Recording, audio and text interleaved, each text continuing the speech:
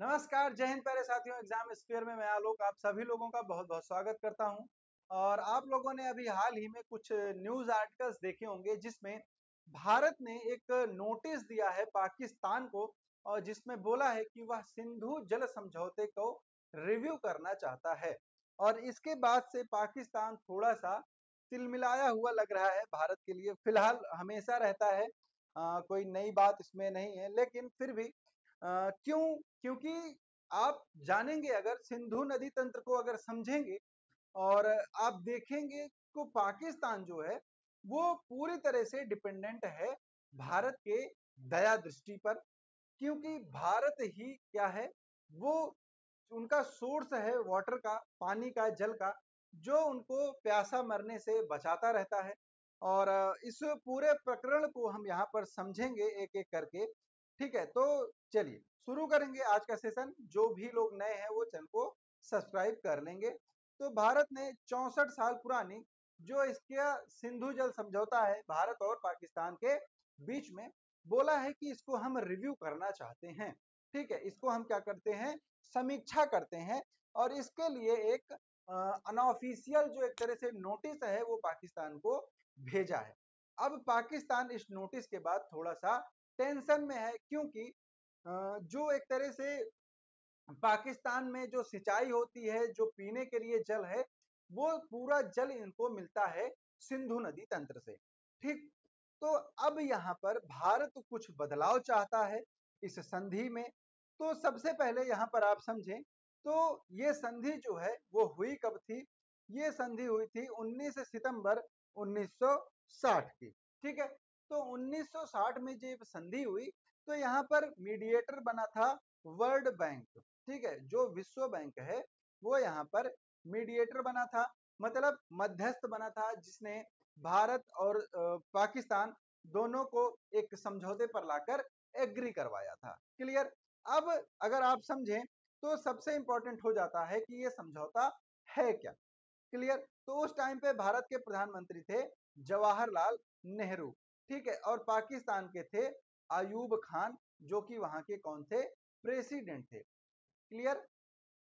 तो ये दोनों लोग मिलकर 1960 में सिंधु नदी के जल को समझौते के द्वारा आपस में बांटते हैं। जहां पर जो सिंधु नदी है इसको दो पार्ट्स में डिवाइड किया जाता है, मतलब जो सिंधु नदी तंत्र है इसको दो भाग में बांटा जाता है, जिसमें पूर्वी और पश्चिमी नदियों को शामिल किया जाता है। क्लियर? किसको किसको? पूर्वी और पश्चिमी नदियों को शामिल किया जाता है। पूर्वी नदी में आ जाती हैं रावी, व्यास और सतलज। ठीक है, और अगर पश्चिमी नदी की बात करें तो उसमें चेनाब, झेलम और सिंधु आ जाती हैं। ठीक, तो इसके बाद क्या किया जाता है कि जो पश्चिमी नदियां हैं, यानी कि सिंधु, झेलम और चिनाब, इनका जो पानी है ये पाकिस्तान को दिया जाता है। और रावी, व्यास, सतलज का जो पानी है, जो जल है, वो भारत को दिया जाता है। इसमें भी कंडीशन रखी जाती है कि जो पश्चिमी नदियां हैं उसका 20% जल जो है वो कौन लेगा? वो 20% जल भारत यूज कर सकता है as a running water. Running water का मतलब कि बिना उस पानी को रोके भारत वहां पर अपना कोई भी प्रोजेक्ट जो है वो बना सकता है। क्लियर?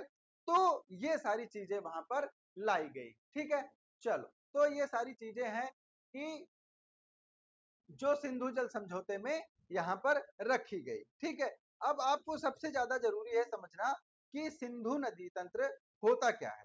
तो आप सबको पता है कि सिंधु नदी तंत्र में सबसे इंपॉर्टेंट कौन सी नदी है? सिंधु नदी है, जो मानसरोवर झील बोखरचू ग्लेशियर से निकलती है और यही लास्ट तक जाती है अरब सागर में। बाकी जो सारी नदियां हैं, झेलम, चिनाब, सतलज, रावी, ब्यास, ये सब क्या करती हैं, इसमें मिल जाती हैं जाके। ठीक, तो यहाँ पर आप देखेंगे तो सिंधु नदी जो है ये यहाँ से होते हुए ये इसका पूरा मार्ग है। ठीक, अब मिठानकोट में लास्ट में जो सारी नदी है वो यहाँ पर आके इससे मिल जाती है, और उसके बाद ये नदी अरब सागर में अपना जल जो है वो ले जाकर छोड़ देती है। क्लियर? तो यहीं पर जैसे जैसे आपका चिनाब, रावी और सतलज है, इनका जो उद्गम होता है ये भारत से ही होता है। लेकिन सिंधु नदी का जो उद्गम है ये भारत से नहीं होता, ये भारत से सिर्फ प्रवाहित होती है पाकिस्तान की तरफ। ठीक, तो ये पूरा है सिंधु नदी तंत्र। क्लियर।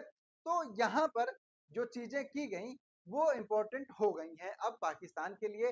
पाकिस्तान को फिर से सोचना पड़ सकता है इस समझौते के बारे में। क्लियर है सभी लोगों को।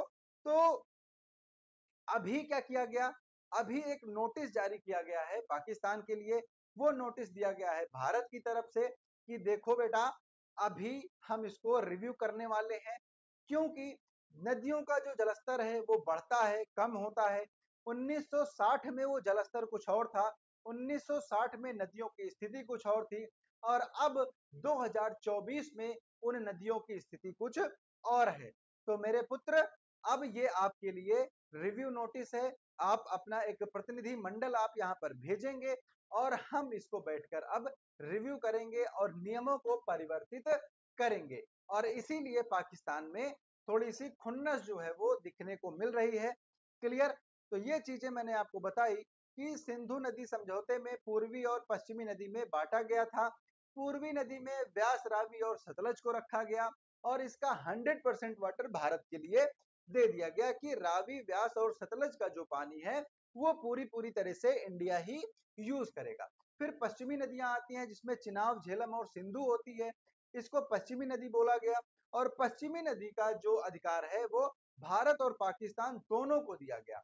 अब ऐसे में पाकिस्तान क्या कर सकता है, पाकिस्तान इन पानी को यूज कर सकता है, किसके, सिंधु, चिनाब और झेलम के पानी को। वो रावी, व्यास और सतलज के लिए कुछ नहीं बोल सकता। भारत चाहे तो तीनों नदियों के पानी को पूरी तरह से बंद कर दे। ठीक है। तो ये सारी चीजें यहाँ पर आपको देखने को मिलती हैं इस समझौते के अंतर्गत। क्लियर है ना। चलिए अब देखिए सबसे इंपॉर्टेंट क्या है, सबसे इंपॉर्टेंट है कि पाकिस्तान में 2.6 करोड़ एकड़ जमीन की सिंचाई इसी नदी से होती है। तो जो सिंधु, झेलम और चिनाब नदियां हैं ये एक तरह से पाकिस्तान की लाइफ लाइन है। पीने का पानी हो गया, सिंचाई का पानी हो गया, या फिर वाटर प्रोजेक्ट्स हो गए, ये सारी चीजों के लिए पाकिस्तान इन्हीं पर डिपेंड करता है। चेनाब और झेलम का उद्गम भारत में है, लेकिन सिंधु चीन से निकलकर भारत के रास्ते पाकिस्तान पहुंचती है। क्लियर। और पाकिस्तान का जो 2/3 हिस्सा है वो सिंधु और उसकी सहायक नदियों के द्वारा सिंचित होता है। तो फाइनली अगर हम बोलें कि अगर भारत इन नदियों के पानी को रोक देता है तो एक तरह से पाकिस्तान में अकाल जैसी स्थिति जो है वो देखने को मिल सकती है।